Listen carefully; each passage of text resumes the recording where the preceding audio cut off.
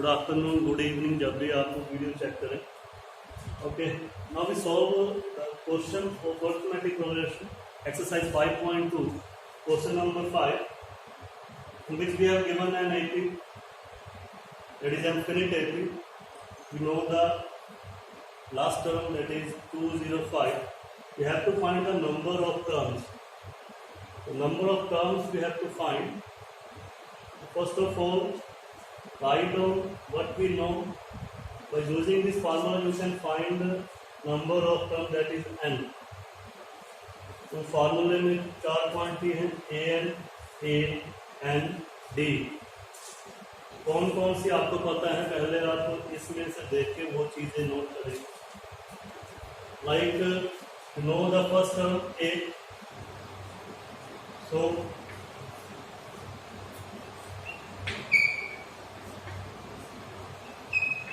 First term of AP, that is a equals to 7. First term is 7. Now find the common difference. Common difference b. As we know that how to find the common difference, subtracting first term from the second one. 13 minus 7, you get 6. The common difference is 6, and first term is 7. We have to find n. What is n? Here we given 205 as last term, so we take it as nth term.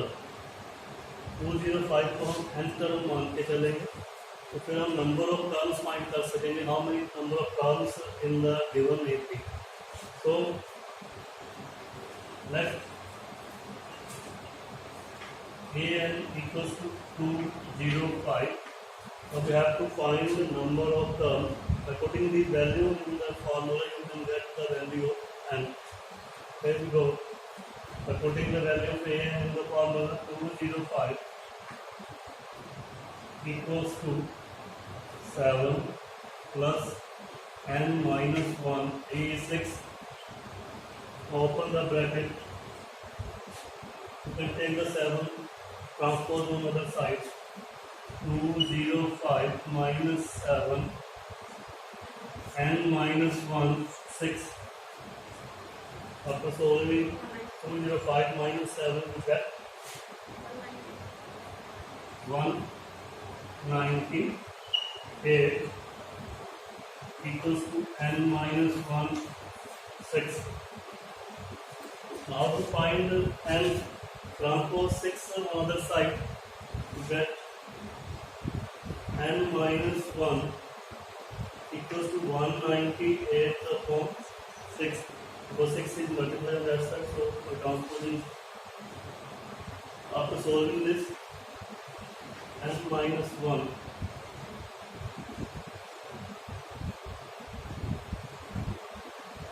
that is 33.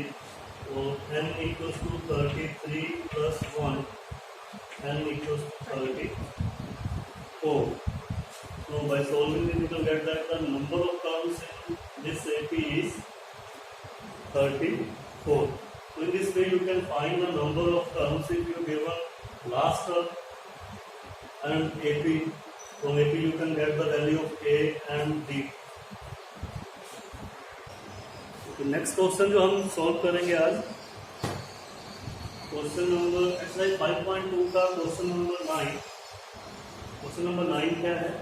If the third term and the ninth term of an AP is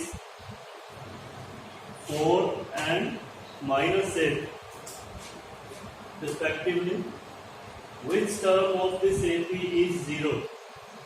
तो question में हमें उसमें third term given है और ninth term given है, और option ने हमसे पूछा है कि जो 0 है वो इस AP की कौन सी टर्म. तो पहले तो हमें AP बनाना पड़ेगा. अब AP बनाने के लिए हमें फर्स्ट टर्म चाहिए, कॉमन डिफरेंस चाहिए, जिससे हम AP बना सकते हैं. तो ये क्वेश्चन हम कैसे सॉल्व करेंगे? इसमें पहले तो आप लिख लें, we have given third term को आप A3 से नोट करते equal to 4 and ninth term is -8. अब ऐसे क्वेश्चन में आप क्या करते हैं, लेट करते हैं पहले, let the first term of A is the first term, हम उस एपी की फर्स्ट टर्म को ए मान के चलेंगे और डी उसका कॉमन डिफरेंस लेके चलेंगे। तो ये हमने ऑलरेडी पहले पढ़ चुके हैं कि अगर किसी एपी का ए फर्स्ट टर्म है, डी कॉमन डिफरेंस है, then the general form of AP is A plus D, a plus 2d, a plus 3d. This is the general form of AP. First term is a and common difference is a. तो इनको A3 को भी आप general form में लिखें, A9 को भी आप जनरल फॉर्म में लिखें। तो यहाँ से हम इनको दो इक्वेशन में कन्वर्ट करेंगे। तो A3 को आप जनरल फॉर्म में कैसे लिख सकते हैं? हाँ, कैसे लिखते हैं?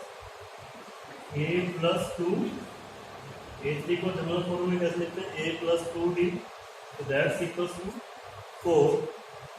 सिमिलरली A9 को जनरल फॉर्म में कैसे लिखेंगे? A plus 8d equals to minus 8. अब ये आपके पास दो इक्वेशन बन गई।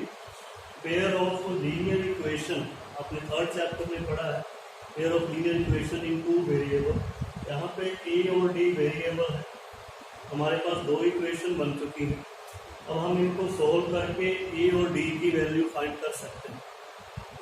तो जब भी ऐसा क्वेश्चन आपको आएगा जिसमें आपको ए पी की कोई दो टर्म गिवन है, तो आप उनको जनरल फॉर्म में कन्वर्ट करने के बाद दो इक्वेशन फॉर्म होंगी। उन दो इक्वेशंस को सोल्व करके आप ए और डी की वैल्यू फाइंड करेंगे। जब हमारे पास ए और डी की वैल्यू आ जाएगी, फिर हम उससे ए पी बना सकते हैं। तो चेक करते हैं हम इसको कैसे सोल्व करें। Let this one is the first equation, this one is the second. अब हम इनको सोल्व करेंगे बाय एलिमिनेशन मेथड। यहाँ पे दोनों में जो ए है उसका कोफिशिएंट सेम है, 1 1 है, तो आप डायरेक्ट इसको सब्ट्रैक्ट कर देंगे। सब्ट्रैक्टिंग 2 फ्रॉम 1, तो आप सब्ट्रैक्ट करेंगे 2 को, तो साइन क्या होगा यहाँ पे सभी का? माइनस माइनस, यहाँ पहले ही माइनस है, तो ये क्या हो जाएगा आपका? प्लस। तो हमने सेकंड को फर्स्ट में से सब्ट्रैक्ट किया है, तो अब आप इसको सोल्व करेंगे। माइनस से यहाँ पे 2 माइनस 6 और d इक्वल्स टू 12। d की वैल्यू आपकी यहाँ से क्या आ जाएगी? 12/-6। ट्रांसपोज करेंगे 6 to the 12, d equals to -2। आपके पास d की वैल्यू -2 आ गई। अब आपको d की वैल्यू इनमें से किसी एक इक्वेशन में पुट करके a की वैल्यू फाइंड कर सकते हैं। तो a की वैल्यू कैसे फाइंड करेंगे? जब भी put d equals to -2 in equation 1, हमने इसको 1 में पुट किया, a प्लस 2। अब d की वैल्यू -2 है, तो यूज ब्रैकेट, सोल्व इट। आप इसको सोल्व करेंगे तो आप क्या पाएंगे? a -4 इक्वल्स टू 4 और a equals to 8। First term is 8 and common difference is -2। अब आप AP बना सकते हैं।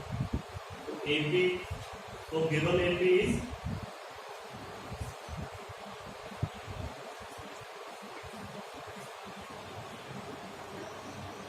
फर्स्ट टर्म इज 8,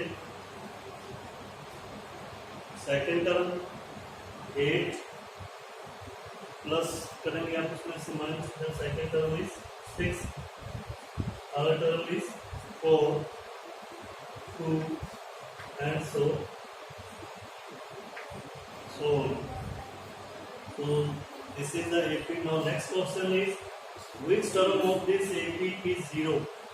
जब भी आपसे ये पूछा जाए which term of this of the given AP, तो हम उसको nth term मान के चलते हैं।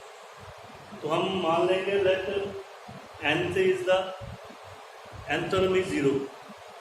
हम nth term को 0 मान लेंगे, that nth term of this AP is 0। तो हमें n पता करना है कि वो कौन सी टर्म है।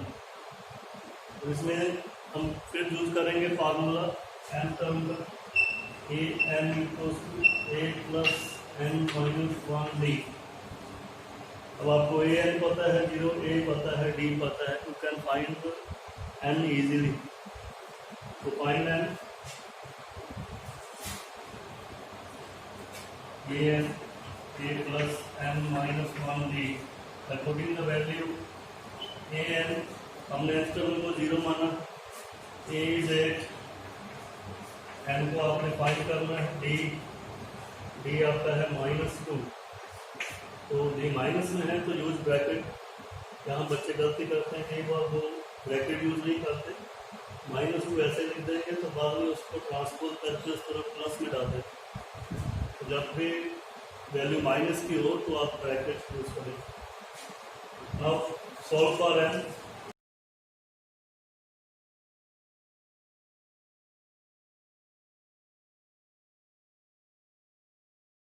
5, तो n की वैल्यू हमारे पास कितनी आई, 5 आ गई। तो इसका मतलब जो AP की फिफ्थ टर्म है वो 0। ये इसमें सिंपल था, छोटा जल्दी 0 आ गया तो आप इजीली बता सकते थे कि 2 में से 2 गया, next term is 0 because fourth term is 2 and common difference is -2.